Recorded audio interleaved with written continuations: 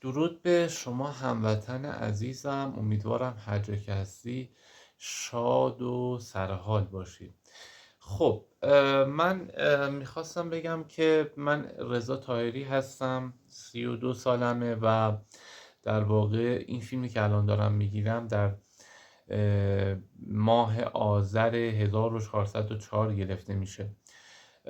من یه خواهشی از شما عزیزان داشتم و اون هم اینه که شما هموطنان عزیزم، داداشای عزیزم، خواهران عزیزم، فارغ از این که اصلا در چه سنی هستید، یه خواهشی ازتون داشتم این که در واقع این کانال در واقع طنز رو سابسکرایب کنید، یا به عبارت فارسیش عضو بشید.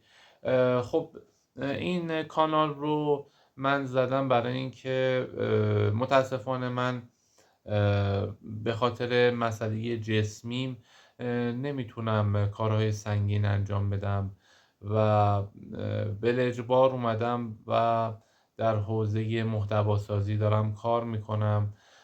خب دارم تلاش میکنم که در این حال که میخوام یه منبع درآمدی از برای خودم بسازم، در این حال خب هدفم اینه که شما عزیزان رو شاد بکنم و خوشحال بکنم، باعث خنده شما عزیزان بشم. عرضم به خدمتون که خب چون در ابتدای راه هستیم، در واقع شاید به نسبت رقبا اللحاظ کیفیتی حالا از هر نوع شاید کم و کاسی در دید شما عزیزان باشه، اما قطعا در آینده این بهتر و بهتر خواهد شد. یه خواهشی که از شما عزیزان دارم اینه که در واقع من رو این کانال رو در واقع عضو بشید، سابسکرایب کنید و حمایت بکنید. این فیلم هایی که در واقع این کانال میذارم، با لایک کردن شما، با ابتدای اول خب فالو کردن خیلی اهمیت داره. بعد از اینکه فالو کردید یا به عبارتی بهتر سابسکرایب کردید یا عضو شدید در واقع این کانال رو، در واقع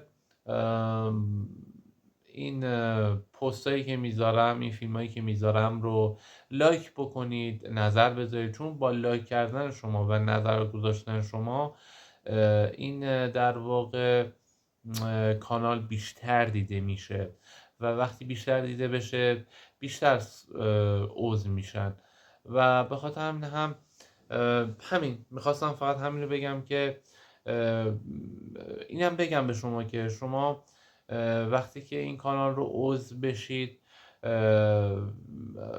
برای شما شاید هزینه یا وقت زیادی نگیره، ولی میتونه خیلی به من کمک بکنه.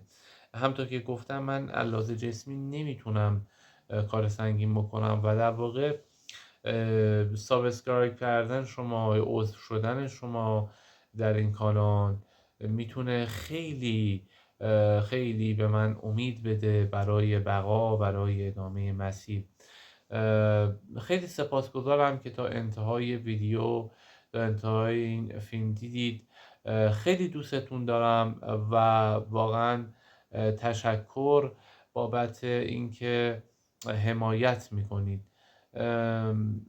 اگر که بعد دیدن این فیلم یا همزمان با دیدن این فیلم به هر حال اگه من رو عضو بشید این کانال رو، ازتون سپاسگزارم، یک دنیا ممنون. منم تلاش میکنم که هر روز به هر حال فیلم هایی رو بذارم که باعث خنده شما بشه و شما رو بتونم بخندونم.